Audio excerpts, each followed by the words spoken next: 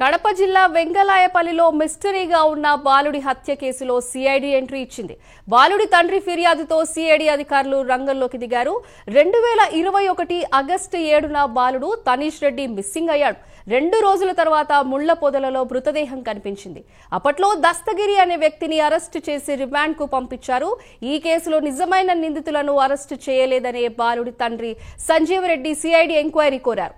బాలుడి తండ్రి విజ్ఞప్తి మేరకు సిఐడి అధికారులు రంగంలోకి దిగారు. నేడు వెంగళాయపల్లిలో గ్రామంలో వివరాలను సిఐడి అధికారులు సేకరించారు.